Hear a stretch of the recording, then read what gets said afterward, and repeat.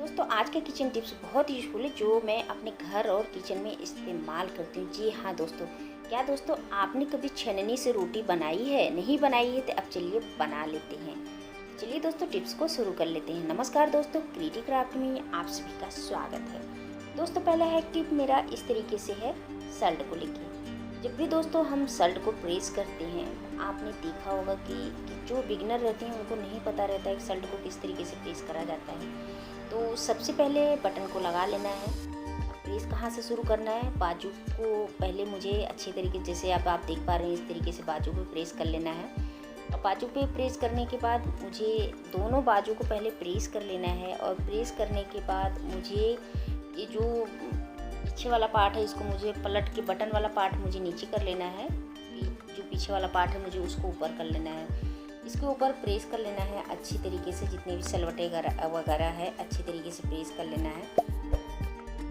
तो दोस्तों इस तरीके से जब प्रेस करने के तो कर लेते हैं, लेकिन इसका तह लगाना बहुत बड़ा मुश्किल हो जाता है। तो देखिए मैंने इसको प्रेस कर लिया है पीछे वाले पार्ट से। अब हमें जब दोस्तों इसका तह लगाना होता है तो हम नहीं लगा पाते हैं। तो देखिए तह लगाने के लिए मुझे क्या करना है कि अब बच्चे का कोई भी नोटबुक आप ड्राइंग वगैरह का ले सकते हैं, कोई भी कॉपियाँ ले सकते हैं। अब देखिए कॉलर से मुझे टच करके इसको रखना है। कॉलर से 20 सेंटर में इसको टच करके रखना है। तो अब आप देखेंगे कि जब हम इसको टच करके रखते हैं तो आप देखेंगे कि बिल्कुल जो ये इसका तय है ना, जैसे कि अब आप देख पा रहे होंगे मैंने कि ये ड्राइंग का मैं अपने बेटे का ली हूँ, नोटबुक ली हूँ। अब मैं यहाँ से 20 सेंटर से टच करके रखी हूँ। अब बस इसको क्या करना है कि इस तरीके से रखने से आप देखेंगे कि जो सल्ट का तय है बहुत ईजी तरीके से लगता है। ध्यान से देखिएगा दोस्तों, अगर वीडियो को स्किप करेंगे तो बिल्कुल भी नहीं समझ में आएगा। बस मुझे यहाँ से साइड वाले पार्ट से इसको फोल्ड कर लेना है। जब इसको हम फोल्ड करेंगे ना तो आप देखेंगे इसके ऊपर भी मुझे प्रेस कर लेना है। और दोस्तों पहली बात तो इसका तय ना बहुत ईजी तरीके से लगता है। इसमें कोई झंझट नहीं, कोई सिर दर्दी नहीं रहता है।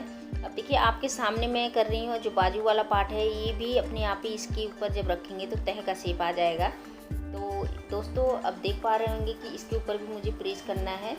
बहुत इजी और आसान तरीका है दोस्तों। अगर मैं इस तरीके से इसको, अगर बच्चे भी चाहें ना तो इसको तह लगा सकते हैं। अब देखिए मैंने इस तरीके से करके अब ऊपर वाला जो पार्ट है ना नीचे वाला, इसको मुझे फोल्ड कर देना है। अब फोल्ड करने के बाद ऊपर भी कर लेना है इसके ऊपर प्रेस। अब देखिए ये जो हमारा सल्ट का तय है ना बहुत इजी तरीके से ये लग चुका है। अब इसको ऊपर भी प्रेस कर लेना है। अब ये जो मैंने नोटबुक इसके ऊपर डाला हुआ है, अब आप देखेंगे कि इसको प्रेस करने के बाद ये जो नोटबुक मैंने डाला हुआ है उसको बाहर निकाल लेना है। अब जैसे कि अब आप देख पा रहे हैं मैंने प्रेस कर लिया है, तो मैं अब इसका नोटबुक भी निकाल के दिखाती हूँ। अब देख पा रहे होंगे कि जैसे कि इस तरीके से नोटबुक खींच लेंगे, ये तह लगा रहेगा।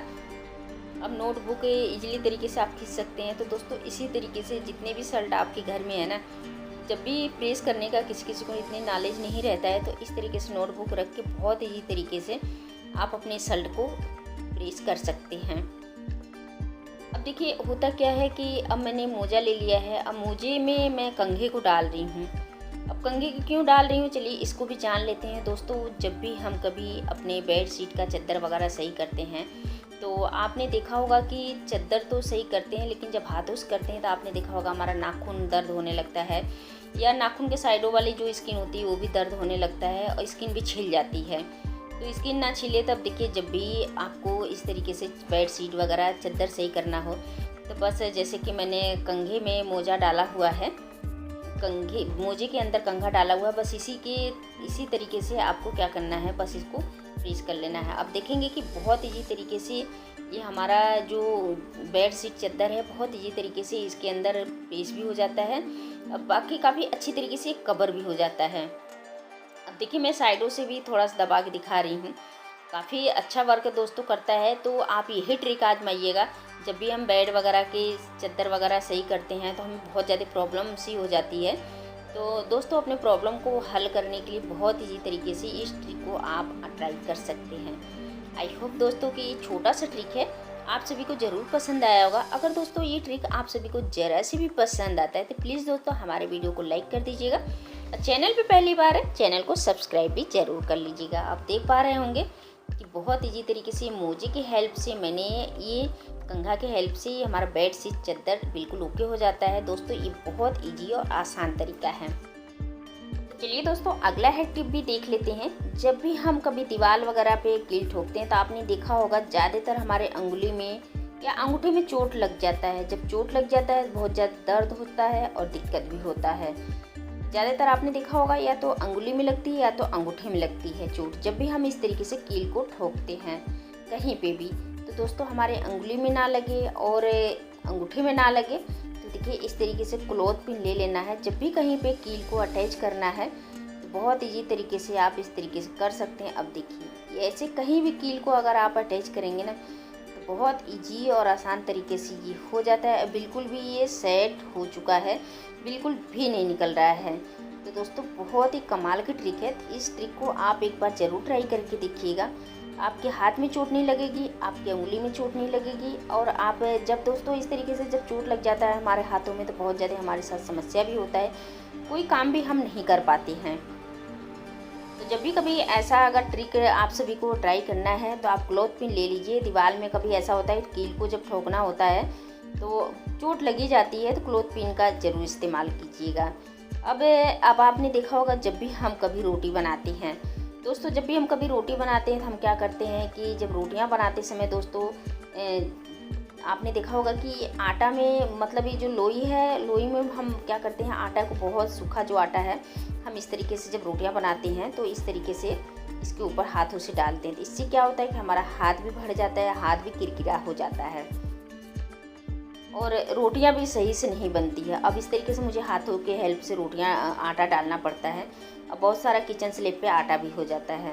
अब ना हो तो इसके लिए मुझे क्या करना है, मैं बहुत इजी और आसान तरीका आप सभी के लिए लेके आ चुकी हूँ कि जब भी कभी ऐसा हो तो देखिए मुझे क्या करना है। अब ये रोटी तो मेरी एक बन चुकी है। जब दूसरा लोई मैं लेके बना रही हूँ तो अब आप देख पा रहे होंगे कि जब भी दोस्तों कभी रोटियाँ बनानी है क्या करना है, मैंने लोई बना लिया है। अब देखिए चाय छन्नी ले लेना है दोस्तों।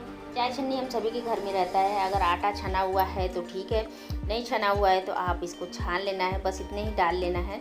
अब देखिए जब भी हम लोई लेते हैं, अब ये जो आटा है मैं इसको साफ़ कर दे रही हूँ अच्छी तरीके से।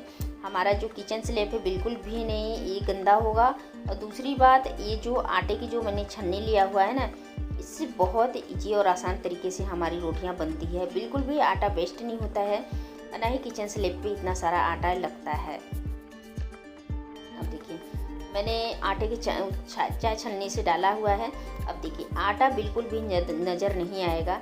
अब बहुत ईजी और आसान तरीके से ये रोटी बन जाती है। चाहे पूड़ी बनाइए चाहे रोटी बनाइए, तो इसी तरीके से जो छन्नी है ना इसके हेल्प से जब आप डालेंगे तो बहुत ईजीली तरीके से ये रोटियां हमारी बन जाती हैं।